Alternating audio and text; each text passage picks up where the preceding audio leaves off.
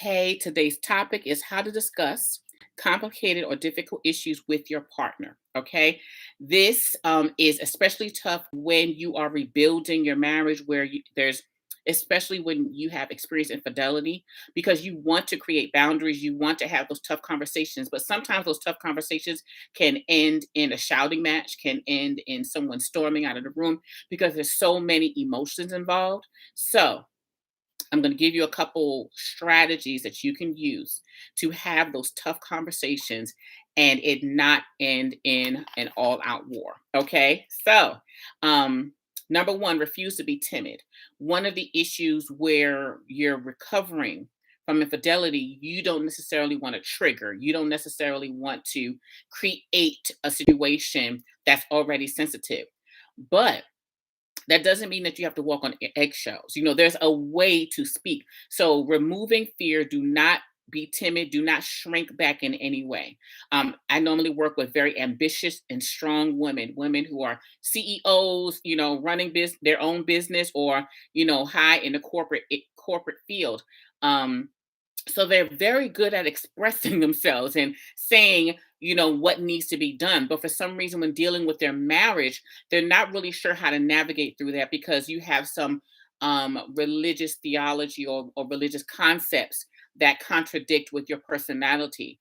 Um, and one of the things that I want you to know is, one, God made you the way that He made you. He made you strong. He made you ambitious. He created you the way that you are. So, of course, you being ambitious is not going to harm your marriage in any way. But what we do is we tailor our words. Of course, you're not mothering over him or like bossing him, but you can still speak your truth or speak with clarity and direct the situation that the way it needs to be. So don't be timid. This is not the time for you to be timid. Okay, I give you full power to or full approval to use all of the power that God has placed inside of you to articulate and express yourself the way you normally do at work. Of course, you don't have a shouting match with someone ever, or at least you're not supposed to be. So when you're speaking to your husband, one of the gifts or the strategies that I tell women is speak to him as though you're speaking to a coworker, someone that you would work at. You're at work, you're in a board meeting, or you're working with someone on your team. Um, Use that same tone. Be very corporate about it, which leads me to the second thing: take the emotion out of the conversation. Sometimes when of course, when you're talking about matters of the heart, um, husbands they don't hear the way we give emotion all the time. So take the emotion out of it. Do your best not to fall out and cry and yell and do all the things that you want to do. Don't throw the shoes or anything else, but take the emotion out of it. The best strategy is, what would you do if you were in a board meeting? How would you handle that conversation? If you were meeting with a potential client and they said something you didn't agree with, or they didn't do something that they agreed to do, how would you handle that? You wouldn't stand up and start yelling at them and calling them a child, and you wouldn't reprimand them like a child.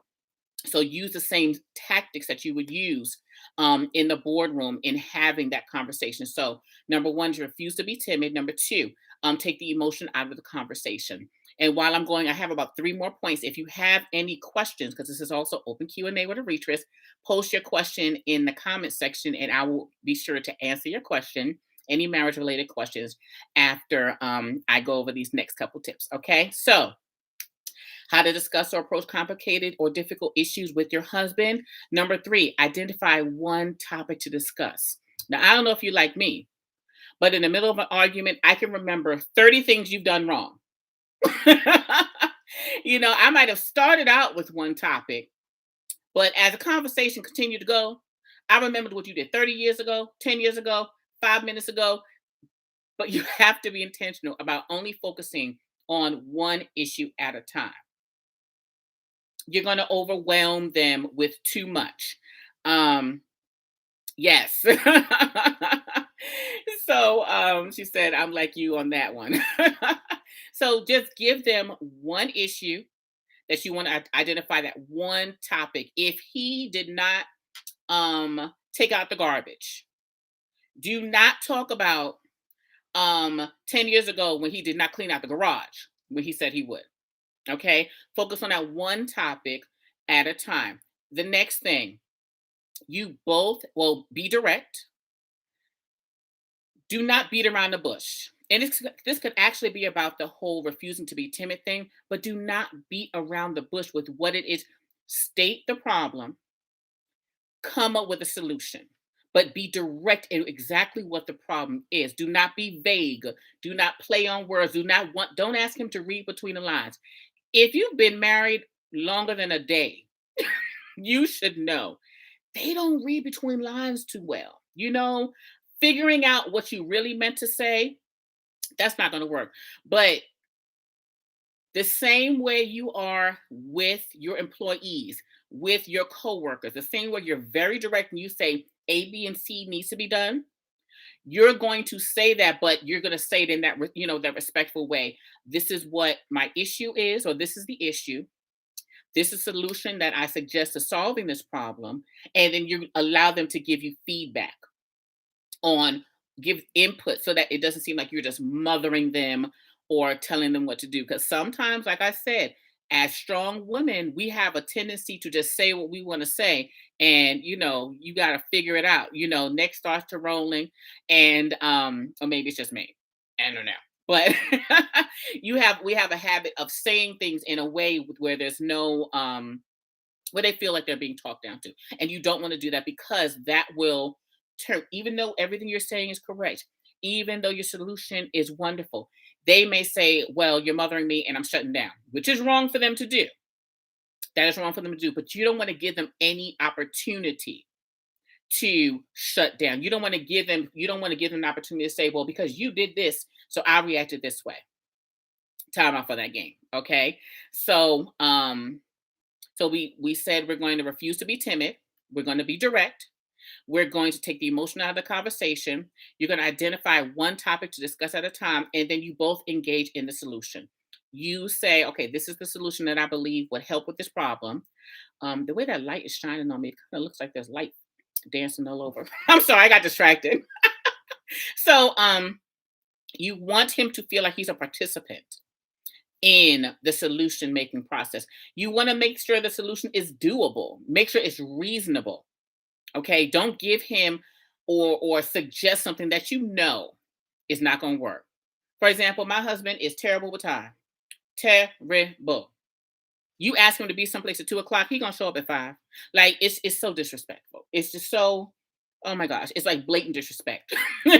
But that's a grown man. He too old for that. But I'm completely different. So all these years trying and trying and trying to encourage him to do what he needs to be doing, but getting places on time. I don't know how he manages to keep a job. Bless Jesus. It's nothing but Jesus. But one of the things we do now, and don't none of y'all tell him, don't tell him this is what we do.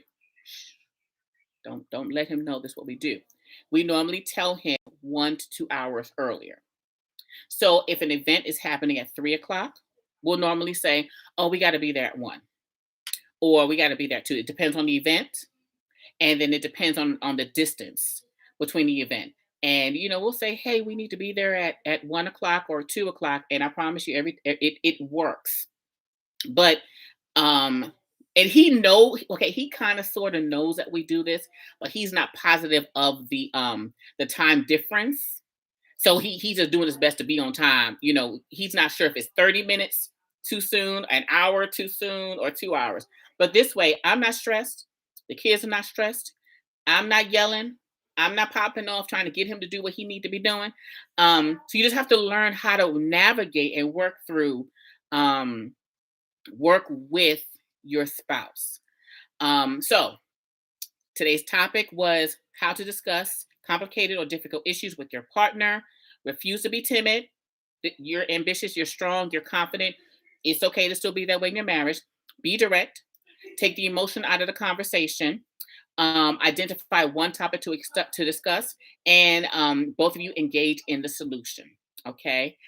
If there are any questions, make sure that you drop them in here so that I can go ahead and answer your question. And while I'm waiting for you to drop your questions, I'm super excited to tell you about my marriage restoration summit. It is going on this Saturday. It is going down. We're covering healing. We're covering marriage restoration. We're covering removing those memories, those ongoing memories of infidelity and what was done. We're going over the emotional roller coaster and how to get off of it. You are going to get your entire life from this event. It's this Saturday. It'll be from 9 to 12. It's virtual. So it doesn't matter where you are. You can go ahead and attend. And if you want to attend, if you want to get the details about it, well, you want to attend. Let me just tell you, you want to attend. That I'm going to help you get your whole life together. You're going to go to connectingloveandmarriage.com/what's new. Okay. When you go there, you're going to see the a picture of the summit. You click on that, it'll give you all the details. Okay. So go to connectingloveandmarriage.com/what's new. Okay. You'll see the event there. You'll be able to go in and register. Bring a friend if you know anyone else who's needing help. But we're going to have an amazing opportunity also for you to get a marriage makeover. Now, what's a marriage makeover? That means that I actually answer your specific questions. I spend about 10 minutes, dissecting what's going on, giving you a reasonable solution for your ambitious personality, for your strong personality, because I'm not the one to tell women to be timid. I'm not. We're going to be respectful. Okay. But we're going to give you a specific solution. So it'll be like a live coaching session for you. Okay. So go to connectingloveandmarriage.com/what's new and grab your ticket. Okay. So the question that we have here, what are some effective ways to approach your husband to discuss, remind, etc., about work to be done around the home in our business matters, etc.? I find that my husband needs many reminders and okay, let me see. I find that my husband needs many reminders, and sometimes even when I remind, no action takes place. Or by the time action takes place on it, we are already in the red. Ugh. Needing to get an updated license registration ticket, but because of the delay, we keep getting tickets, or now the license plate has fully expired. Okay, there's a couple things that's going on here. Hopefully, y'all heard what I was reading her question in our private Facebook group. Okay, you might not like this answer. Okay. And I really, this is part of what I want to tell you. Sometimes, and I want to talk, I really want to talk to you one on one. Um, you, One of the things I do with my husband regarding him doing things around the house, I have a honeydo list, like literally in my phone, in notes. Every single thing that I need done is on that list. Okay. Um, every Friday around 9 a.m., I'll text him the honeydew list and say, okay, don't forget any item from this list. Can you take care of it today? That way he feels like he's owning it. Make sure some of the things are difficult, some of them are easy. Don't just give him hard things to do. But make sure there's a variety of things that you need done. And then you just say, okay, this weekend, and I do that because he works Sunday through Thursday. So Friday, oh no, I'm sorry that live just somebody called me. Disrespectful. But anywho. So what I'll do is, Friday and Saturdays are his days off. So I'll say, okay, you got two things to do this weekend. Can you do them for me? He gets to pick whatever it is. But just have that ongoing honey-do list. And then when he does it, celebrate him. Celebrate him. Act like he done won $1 million and came home and gave you the whole check. Like, celebrate anything that he does. You want to celebrate him. You get more bees with honey. I know you're irritated. I know he should know better. I know he see what needs to be done. He already know all this stuff has to be taken care of. Why I gotta remind him 3, 4, 5 times? I'm not his mama. I understand. Been there, done that. But all of this and the arguing and telling him what he needs to do is not gonna fix the problem. It does. Trust me. I tried it. And every once in a while, I'll do it. But then I remind myself of my own strategies and technique, like a Arrettres, go sit down somewhere and use your strategies. Use what you know works. Okay. Now, regarding license and registration and things that you know are pertinent for the house, there's some stuff you just gonna have to take care of. There's just some stuff that if you know it's mandatory, don't give it to him. And like your husband must be a whole lot like my husband. I love him to pieces. I do, I do, I do. But when it comes to handling things and making sure things are done all the time, if you are, here's the thing, if you are an ambitious, headstrong leader as a female, you're most likely not going to be married to a man that's like that. So taking control, running with the vision, doing all the things, most likely is not his strong suit, but that's okay. You work with him.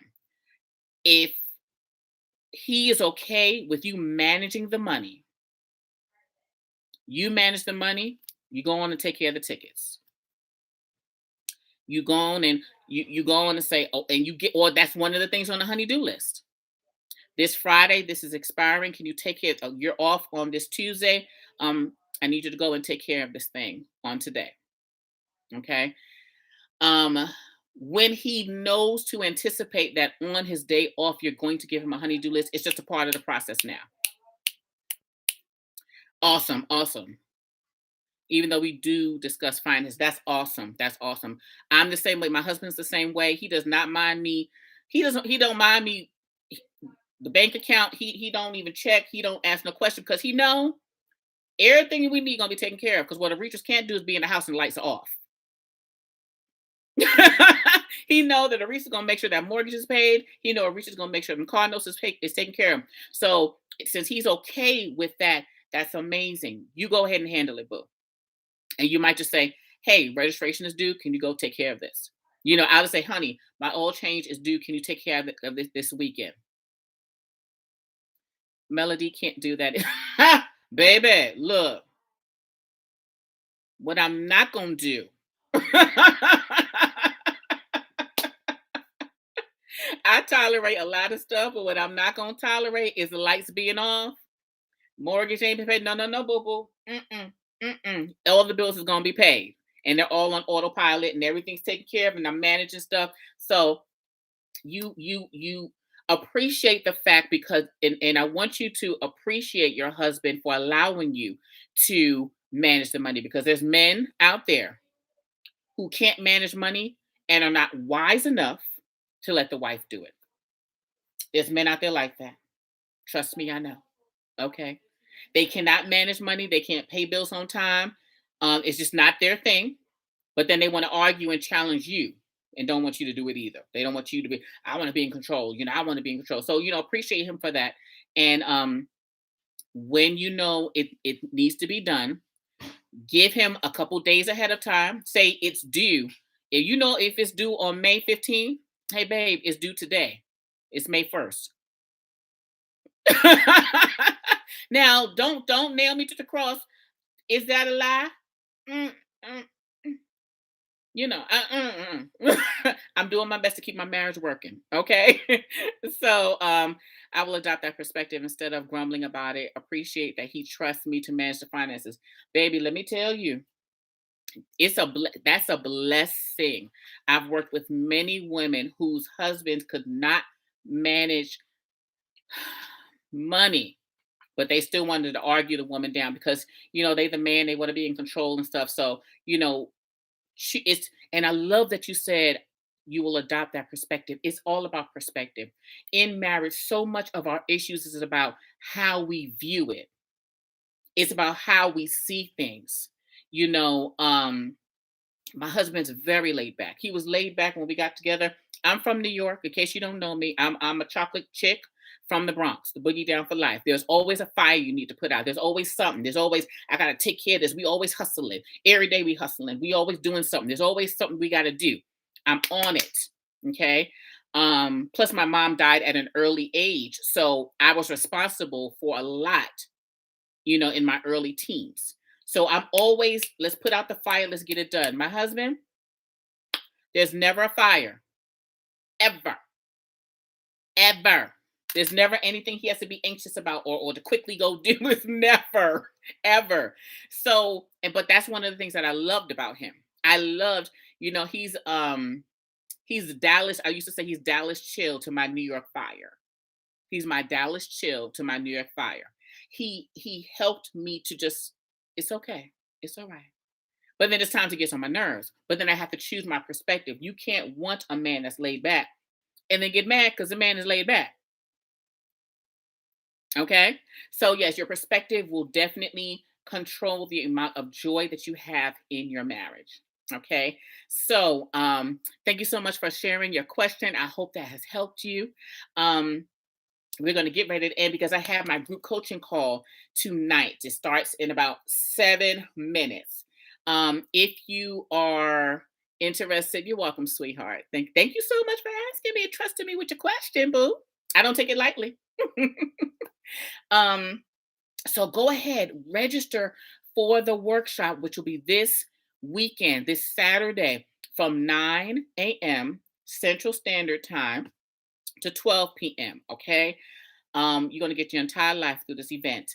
Um, connectingloveandmarriage.com /what's new, WHATSNEW. Okay. You'll see it's the first thing on that page. You can go ahead and get all the details about it. All right. I am Arrettres Hollins, the founder of Connecting Love and Marriage, and I help wives heal from infidelity so they can experience their happily ever after. Okay. If you need me for anything, I'm available to help you. And if you go to connectingloveandmarriage.com /what's new, you can see all the opportunities for you to work with me. All right. Love you. Bye.